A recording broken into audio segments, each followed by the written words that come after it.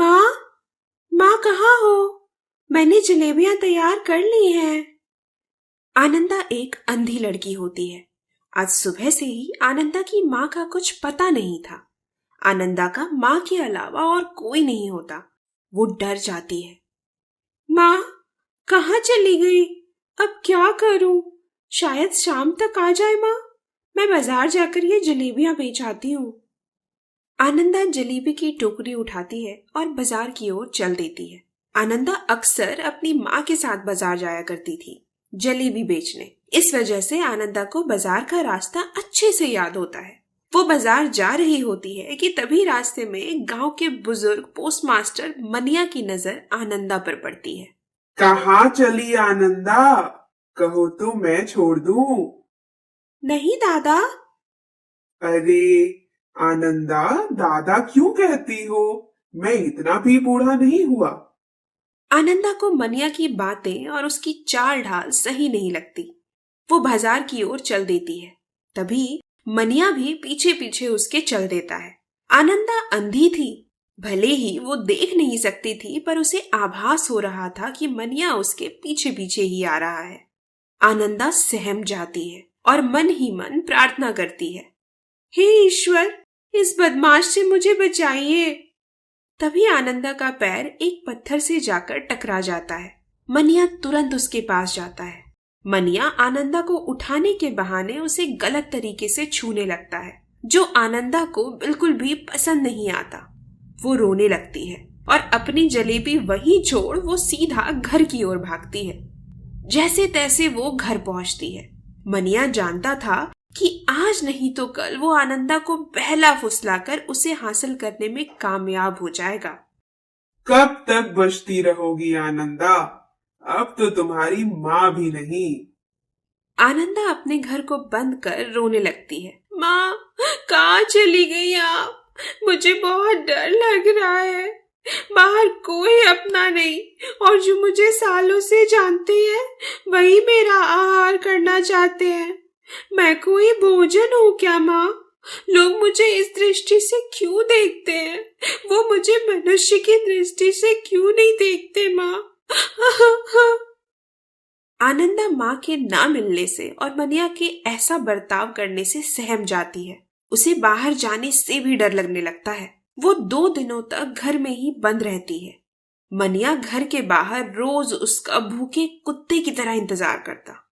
आज नहीं तो कल तुम्हें तो निकलना पड़ेगा आनंदा। फिर क्या? फिर तो तुम्हें अपने हालातों से मजबूर होकर मेरे जीवन में आना ही पड़ेगा। मनिया अपने मूर्ख विचारों से आनंदा के जीवन को बर्बाद करने का ठान चुका होता है। उसे अपने सुख के आगे आनंदा का जीवन तुच्छ नजर आ रहा होता है। वो आनंदा के घर जाने की ठानता है। मनिया आनंदा के घर जाता है। आनंदा, आनंदा। मनिया जोर जोर से आनंदा के घर का दरवाजा खटखटाता है। आनंदा मनिया की आवाज से डर जाती है।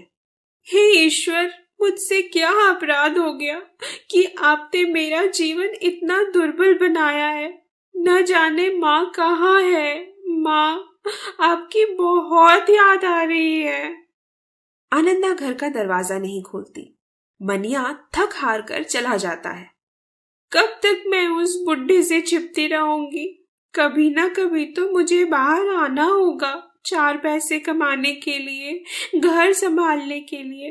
अपनी इस परिस्थिति का सामना करना पड़ेगा। आनंदा बहुत विचार करती है कि वो ऐसा क्या करे जिससे उसकी अंधी आंखें उसे बेचारी का आभास न दिलाए और वो इस संसार में एक बेहतर जीवन जी पाए। आनंदा के मन में एक बहुत अच्छा विचार आता है। क्यों ना मैं अपनी भक्ति को ही शक्ति का रूप दे दूं? फिर ईश्वर की मर्जी, वो मुझे मेरे परिश्रम, मेरे सत्कर्म का क्या फल देंगे। पर मेरे पास मेरे जीवन यापन का अब यही मार्ग शेष रह गया है। आनंदा अपने घर को मंदिर बना लेती है और सुबह शाम ईश्वर के भजनों में अपना दिन गुजारने लगती है और हर रोज ईश्वर को जलेबी का भोग लगाती। आनंदा के भक्ति भाव और मधुर भजनों से आनंदा का घर मंदिर बन जाता है। आसपास की औरतें आनंदा के घर आकर भजन कीर्तन किया करती, घंटों बैठा करती। आनंदा उन सबको जलेबी का प्रसाद दिया करती। धीरे धीरे गांव की औरतें आनंदा को दान दक्षिणा और जरूरत का सारा सामान दे जाया करती, जिससे आनंदा का जीवन अच्छे से बीत रहा होता है। तेरी बेटी में ज्यादा अक्ल आ गई है, लगता है वो हार नहीं मानेगी। पर मैं भी मनिया हूँ, जिस चीज को पसंद कर लूं उसे हासिल किए बिना नहीं रहता। मनिया, तेरे पापों का घड़ा भर गया है। मुझे इस कोठरी में तू बंद कर मेरी बेटी की गरीबी और लाचारी का फायदा उठाना चाहता था। अब तेरा अंत आने वाला है मनिया। मनिया एक बुरा व्यक्ति था, जो बुजुर्ग तो हो चुका था, पर संस्कारों से विचारों से वो रावण की भांति एक शैतान था। अब देख आनंदा, मैं तेरे आनंद को कैसे छीनता हूँ। रात हो जाती है। रात के अंधेरे में मनिया आनंदा के घर की ओर निकल पड़ता है। वो खिड़की से देखता है कि आनंदा अपने घर में पूजा कर रही है, भजन कर रही है। मनिया उसके घर में आग लगा देता है, पर तभी मनिया के कपड़ों में आग लग जाती है और आनंदा का घर सोने में तब्दील हो जाता है। आग आग आग! गांव के लोग इकट्ठा हो जाते हैं मनिया का शोर सुनकर, पर तभी मनिया तेजी से गांव वालों से नजरें चुराते हुए वहां से भाग जाता है। गांव वाले आनंदा के भव्य सोने के घर को देख आश्चर्य में पड़ जाते हैं। गांव वाले आनंदा को आवाज लगाते हैं, आनंदा, ओ आनंदा, बाहर आओ। आनंदा अपने कर्मों में लीन ईश्वर की आराधना कर रही होती है। वो गांव वालों की आवाजें सुनकर अपनी आंख खोलती है और घर के बाहर आती है।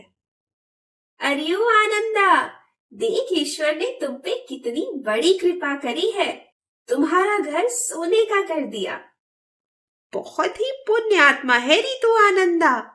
तुमने अपने घर को मंदिर बनाया और ईश्वर ने तुम्हारे घर को महल बना दिया, वो भी सोने का। ये सोने का महल तो मेरे लिए अब भी मिट्टी का ही है चाची।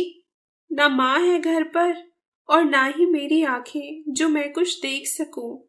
जब ईश्वर ने इतना दे दिया तो वो ये भी दे देंगे बेटी। चलो अब तुम आराम करो जाकर, हम भी अपने अपने घर जाते हैं। गांव के लोग अपने अपने घर को चले जाते हैं और आनंदा अपने घर की दीवालों को छूती है और रोने लगती है। माँ, आप कहाँ हो? मुझे आपकी बहुत याद आती है। तभी पेड़ पे बैठी एक सुनहरी चिड़िया आनंदा को ऐसे रोते हुए देख लेती है। आनंदा, मत रो, सब ठीक हो जाएगा। आनंदा अचानक से किसी अजनबी की आवाज सुन सहम जाती है। कौन कौन? सुनहरी चिड़िया उसके पास आती है। मैं एक जादुई चिड़िया हूँ और ये स्वर्ण महल मैंने ही तुम्हारे लिए बनाया है। मैंने देखा कि वो बदमाश मनिया तुम्हारी झोपड़ी में आग लगा रहा था। मैंने अपनी जादू से उसके ही कपड़ों में आग लगा दिया और इस घर को स्वर्ण में बदल दिया। आपका धन्यवाद जादुई चिड़िया, पर मुझे ये स्वर्ण घर नहीं चाहिए। मुझे मेरी माँ चाहिए। क्या आप मुझे मेरी माँ दे सकती हैं? जरूर आनंदा, उस मुनिया ने तुम्हारी माँ को अपने घर में कैद रखा है। मैं अभी उन्हें तुम्हारे पास लाती हूँ। सुनहरी चिड़िया अपनी आंखें बंद करती है और उसके माथे से एक तेज प्रकाश निकलता है। आनंदा की माँ तुलसी वहां प्रकट हो जाती है। ये कैसा चमत्कार था? मैं उस दुष्ट मनिया के कैद से आजाद हो गई। बेटी आनंदा, तू ठीक है? माँ, मैंने तुम्हें बहुत याद किया। माँ, यहाँ एक जादुई चिड़िया है जिसने हमारी मदद की उस दुष्ट मनिया से। और देखो माँ, इसने हमारा घर भी सोने का बना दिया है। तुलसी सुनहरी चिड़िया की ओर देखती है। तुम एक फरिश्ता हो जादुई चिड़िया, तुम्हारा बहुत बहुत आभार। मेरा काम ही है अच्छे लोगों को उनका फल देना। मैंने तो बस अपना कर्म किया है। जादुई चिड़िया, मैं एक माँ के हक से तुमसे कुछ मांगना चाहती हूँ। क्या तुम मुझे दोगी? हाँ, बिल्कुल। तुम चाहे तो मेरी आंखें ले लो, पर मेरी आनंदा की आंखें ठीक कर दो। जरूर, पर इसके लिए मुझे आपकी आंखें लेने की जरूरत नहीं। जादुई चिड़िया अपनी आंखें बंद करती है और उसके माथे से प्रकाश उत्पन्न होता है जो सीधा आनंदा की आंखों में समाहित हो जाता है। आनंदा का आंख ठीक हो जाता है। माँ, मैं ठीक हो गई। आनंदा की आंखों से खुशी के आंसू निकलने लगते हैं।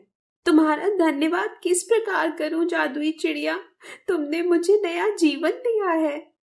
आनंदा, तुम ऐसे ही साहस और हिम्मत से पुण्य कर्म करते रहो, यही तुम्हें मेरी जादुई शक्तियों से जोड़े रखेंगे। मैं हमेशा तो तुम्हारे साथ नहीं रह सकती, पर मैं तुम्हें एक जादुई कुत्ता देती हूँ जो तुम्हारा और तुम्हारे घर की रक्षा करेगा। जादुई चिड़िया आनंदा और उसकी माँ को जादुई कुत्ता देकर वहां से चली जाती है।